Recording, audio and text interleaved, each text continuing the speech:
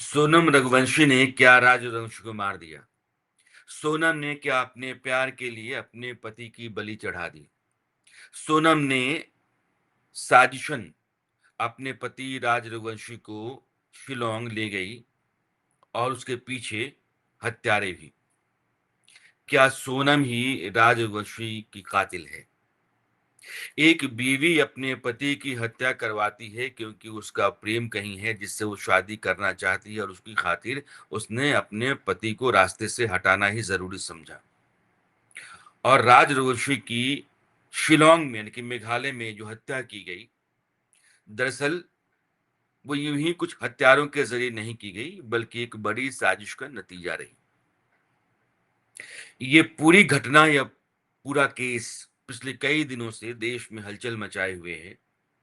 इंदौर के दंपत्ति, हाल में शादी जिनकी हुई, सोनम और राज रघुवंशी और सोनम रघुवंशी, ये निकलते हैं शिलोंग के लिए और शिलोंग में 20 मई को वो पहुंचते हैं और 23 मई को दोनों गायब हो जाते हैं। 2 जून को राज रघुवंशी की बॉडी बहुत ही बुरे हाल में और वो जिस स्कूटी से वहां वो लोकल घूमा करते थे, जो उन्होंने किराए पे ले रखी थी, मिलते हैं।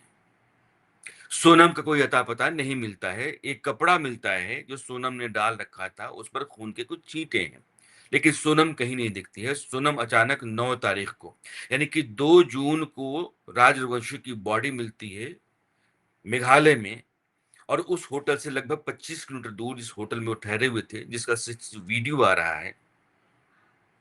और उसके बाद से सोनम का गायब होना और 9 तारीख को 9 जून को बनारस गाजीपुर उत्तर प्रदेश लगभग 1200 किलोमीटर दूर उस हाईवे पर एक ढाबे में सोनम का मिलना।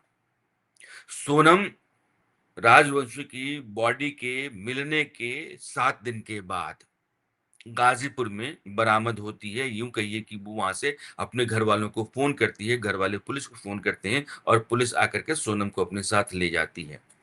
सोनम रघुवंशी की जो पूरी हरकत है, सीसीटीवी कैमरा है, क्योंकि मेघालय पुलिस लगातार इस केस के पीछे पड़ी रही क्योंकि मीडिया में सुर्खियों में मामला रहा। 2 लोग जो शिलोंग गए, शिलोंग के आसपास के इलाकों में वो स्कूटी लेकर के घूमते रहे। अचानक से उनमें से एक की हत्या कर दी जाती है। उसकी डेड बॉडी गायब होने के 7 दिनों के बाद मिलती है। ये यूं कहिए कि 23 तारीख से लेकर के और 2 तारीख तक 9 दिन के बाद मिलती है। और उसके बाद पत्नी गायब मिलती है। पत्नी को लेकर के अंदेशा है कि हो सकता है कि उसकी भी हत्या कर दी गई हो और पत्नी फिर पति की बॉडी के मिलने के 7 दिन के बाद गाजीपुर में मिलती है। अब जब कड़ियां जोड़ी जा रही हैं तो उनके आधार पर मेघालय पुलिस कह रही है कि सिर्फ सोनम गुप्ता नहीं, 3 और लोगों को उसने गिरफ्तार किया है। एक और आदमी की तलाश चल रही है और ये सभी लोग राजवंशी की हत्या की साजिश में शामिल रहे। इन लोगों ने हत्या की। सोनम गुप्ता ने सुपारी दी, अपने पति की हत्या की और सुपारी लेकर के उन 4 लोगों ने मारा राज रघुवंशी को, जो वहां शिलोंग में इनके साथ थे। तो पुलिस की पड़ताल कहती है कि 2 पति पत्नी नहीं थे बल्कि आसपास भी ये 4 लोग थे जिनको हत्या करनी थी राजवंशी की। पुलिस की जांच कहती है कि होटल के पास स्कूटी से निकलते समय जिस तरीके से सोनम रघुवंशी स्कूटी से दूर जा करके और किसी को मैसेज कर रही हैं, टेक्स्ट कर रही हैं, या कई सीसीटीवी फुटेज में वो कुछ लोगों से बात करती हुई नजर आ रही हैं। इससे संदेह पैदा होता है कि वो किन लोगों को बात फोन कर रही थी और किन लोगों के साथ मैसेज के जरिए चैट कर रही थी। जाहिर है कि सोनम गुप्ता को लेकर के पुलिस का अंदेशा बेवजह नहीं है। अपराध के मामलों में तयशुदा तौर पर आप कुछ भी नहीं कह सकते, ये बात भी सही है। और अचानक से किसी आदमी की गिरेबान पकड़ लेना, किसी ने कत्ल किया होगा या कत्ल करवाया होगा, ठीक नहीं है। लेकिन अभी तक जो सबूत, सुराग या जिस तरह की कड़ियां आपस में जोड़ करके पुलिस किसी नतीजे पर पहुंचने की कोशिश कर रही है, उसकी या उनकी बिना पर आप कह सकते हैं कि सोनम गुप्ता पर शक करने की वजह बनती है। और सोनम गुप्ता के बारे में 2 ऑडियो है। एक सोनम गुप्ता और उनकी सास का 23 तारीख का ही है, जिस रोज ये लोग बाहर निकले थे और सोनम गुप्ता कह रही, माफ कीजिए, सोनम रघुवंशी कह रही हैं अपनी सास को कि हम लोग पहाड़ पे चढ़ रहे हैं, बहुत खड़ी चढ़ाई है और खड़ा चढ़ना है, खड़ा उतरना है, मेरी साँस फूल रही है। तो वो कहते हैं कि तुम लोगों ने कुछ खा पी क्यों नहीं लिया? तो नहीं जा ऊपर चढ़ जाते हैं, फिर बताते हैं।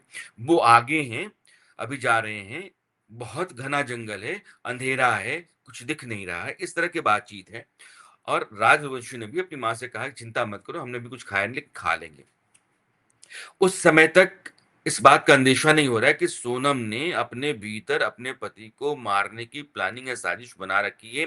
उसने 4 लोगों को बुला करके यह सुपारी दे रखी है। बहुत कम देर का मेहमान है उसका पति, उसको मार दिया जाएगा। और उस आदमी को उस इलाके में जहाँ घना जंगल होगा ट्रैकिंग पे ले गई और ले जाकर के जहाँ घना जंगल था, अकेला था वो आदमी, वहाँ घेर करके मार दिया गया होगा। और मारने के बाद उसको वहाँ गहरी खाई में फेंक दिया गया, जहाँ से बहुत ही बुरे हाल में, क्षत-विक्षत हालत में उसकी बॉडी मिली और पास में स्कूटी मिली। सोनम गुप्ता के बारे में कहा यह भी जा रहा है कि जो टिकट की बुकिंग थी इंदौर से शिलांग की, वो सोनम गुप्ता ने कराई थी। राज रघुवंशी का परिवार चाहता नहीं था कि अभी आप लोग जाओ। तो उनकी माँ का बयान मैं कहीं सुन रहा था, तो उन्होंने कहा था कि मैंने पूछा कि बेटा तुम लोग अभी क्यों जा रहे हो? बाद में चले जाते। तो उसने कहा, राज रघुवंशी ने, कि नहीं उसने टिकट बुक करा लिया, अब कहती है कि पैसा खराब हो जाएगा, तुमको तो अब चलना ही पड़ेगा, तो मैं जा रहा हूँ। तो फिर उन्होंने कहा कि कितने दिन बाद लौटोगे तुम लोग? तो 7 दिनों के बाद। तो ठीक है तुम लोग चले जाओ, 7 दिन के बाद लौट करके आ जाना। तो यह जो टिकट की बुकिंग खुद सोनम ने करवाई, उसके बाद वो उनको शिलांग ले गईं, शिलांग के आस-पास घूमने के लिए ले गईं। पुलिस और बाकी जो वहाँ के सुराग सबूत हैं, वो कहते हैं कि उनके साथ 4 और लोग थे जो आस-पास घूम रहे थे। तो यह अंदेशा जो है, वो गैर वाजिब नहीं है। सोनम गुप्ता ने मरवाया होगा अपने पति को, इसके लिए सबूत और सुराग दिख रहे हैं।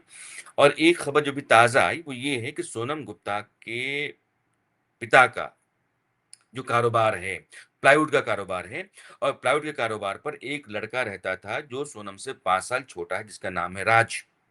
और राज के साथ सोनम गुप्ता के प्रेम संबंध बढ़ गए थे और दोनों में प्रेम हो गया था। उसके बाद राज और सोनम, सोनम चाहती थी राज के साथ ही जीवन बिताना, लेकिन शादी परिवार वालों ने कर दी राजा के साथ।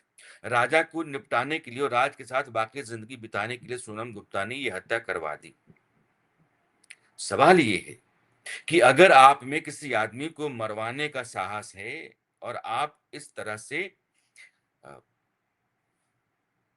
एक एक हत्यारे की मानसिकता में आ सकते हैं, तो फिर आप अपना जीवन किसी और के साथ बिताने के लिए अपने परिवार के सामने खड़ा होकर के कहने का साहस क्यों नहीं कर सकते हैं कि मुझे इसके साथ रहना है, शादी इसके साथ करनी है, जीवन इसके साथ निभाना है। आप किसी और से शादी परिवार के दबाव में करके उसका जीवन खत्म कर दें, एक पूरे परिवार को जीवन भर का घाव दे दें, दंश दे दें, उसकी माँ, उसके पिता किस हाल में जीवन भर रहेंगे आपने सोचा नहीं। आप मरवा सकती हैं, आप ये नहीं कर सकते हैं कि मुझे इस आदमी के साथ जीना है इसलिए मैं इस आदमी के साथ शादी नहीं कर सकती।